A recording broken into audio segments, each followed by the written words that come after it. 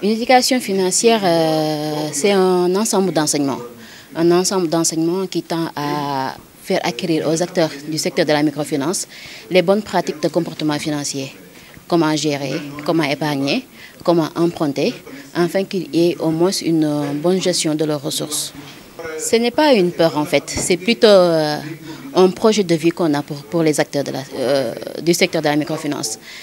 Si vous remarquez bien, les 4 zones d'intervention sont Tamba, Kédougou, Matam et Kolda. Le projet est d'essayer d'amener les acteurs à mieux gérer leurs ressources. Ce n'est pas une peur, c'est plutôt un besoin de les encadrer, de les accompagner dans un processus.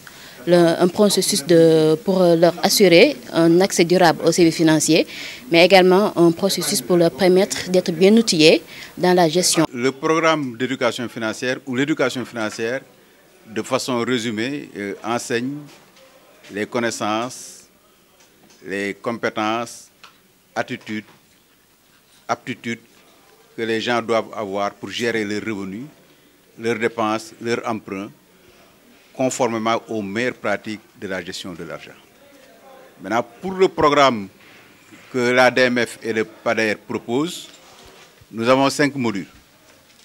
Il y a un module qui s'appelle budgétisation, qui permet aux bénéficiaires de planifier leurs dépenses et leurs revenus, ou je dirais leurs revenus et leurs dépenses, et leur permettre de pouvoir non seulement élaborer un budget, aussi bien au niveau de la famille qu'au niveau de leurs activités, mais également de suivre ce budget. Ça, c'est le premier module. Le deuxième module, c'est l'épargne. Vous savez que les Sénégalais ont du mal à épargner. Mais le module revient sur la nécessité et l'importance d'épargner. En quoi faisant?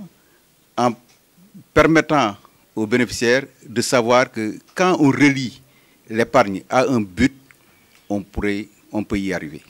On peut y arriver parce que l'individu, quel qu'il soit, il a des projets. J'ai un projet pour aller à la Mecque, j'ai un projet pour envoyer mon enfant à l'école, j'ai un projet pour gérer les imprévus. L'épargne peut vous permettre justement d'atteindre ces projets-là. Et savoir que ce n'est pas une question de gros revenus ou de petits revenus. Quand on a des revenus journaliers, on doit pouvoir épargner. Quand on a des revenus hebdomadaires, on doit pouvoir épargner. Quand on a des revenus mensuels, on doit pouvoir épargner. Quand on a des revenus de campagne, on doit pouvoir épargner. Pourvu que cette épargne soit calée à ce calendrier ou au rythme où on reçoit les revenus. Et que l'épargne soit toujours reliée à un but.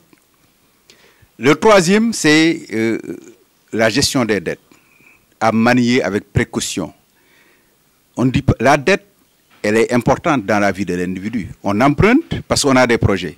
Et on n'a pas suffisamment d'argent sur nous pour réaliser nos projets. Qu'est-ce qu'on fait? On va emprunter. Mais quand on emprunte, on doit comprendre les risques qui sont liés à l'emprunt. Et on emprunte pour rembourser. Et si, avant d'emprunter, on prend toutes les précautions, on a un projet rentable, on emprunte, on sait qu'il y a des risques. Il peut y avoir des conséquences sociales dramatiques si on est en impayé. Là, on va réfléchir avant d'emprunter. Et quand on va emprunter, on va utiliser l'argent à bon escient. Nous avons tenu aujourd'hui une session de formation d'une grande importance qui participe au renforcement de capacités des bénéficiaires du PADER 2 en éducation financière. Cette activité prévue en 2020 a été réalisée cette année-là grâce à une collaboration avec l'ADMF. Elle vise à renforcer les capacités des formateurs, 80 formateurs en éducation financière, qui vont à leur tour renforcer les capacités des entrepreneurs, les capacités des producteurs, que ce soit des producteurs agricoles ou bien des éleveurs, et aussi renforcer les capacités des opérateurs de marché en éducation financière. Au total, dans la région de Kédougou, il y aura 6 sessions de démultiplication de ces formations d'ici le 31 octobre. 6 sessions qui viseront à renforcer la capacité de plus de 360 bénéficiaires du projet en éducation financière. C'est un préalable pour pouvoir réaliser les entreprises qui correspondent à 3 hubs qu'on doit réaliser dans la région de Kédougou, à savoir les SEMA qui seront réalisés dans la région de Kédougou et aussi les artisans qui vont fabriquer du matériel agricole. À ces gens-là s'ajoute l'ensemble des bénéficiaires des sous-projets agricoles et des sous-projets d'élevage. Nous allons rapidement mettre en œuvre donc ces sessions de formation pour renforcer les capacités de l'ensemble de ces bénéficiaires. Nous avons partagé à l'issue de cette session de formation un satisfecit total du PADER.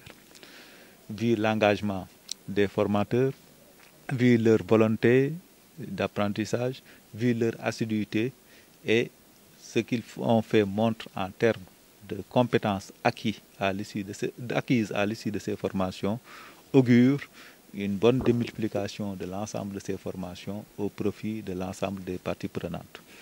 Nous avons aussi souhaité remercier l'ensemble des partenaires de mise en œuvre, notamment la DRDR, qui est la structure partenaire essentielle dans le domaine de la production agricole, mais aussi l'ADMF, qui a mis à notre disposition des formateurs de haut niveau qui ont pu renforcer les capacités de nos formateurs pour assurer une bonne éducation financière, pour renforcer le capital humain et assurer la durabilité, vu que les choix portés sur les formateurs correspondent à des structures pérennes qui sont là, qui sont nos partenaires naturels de mise en œuvre dans le cadre de la phase 2 du PADER.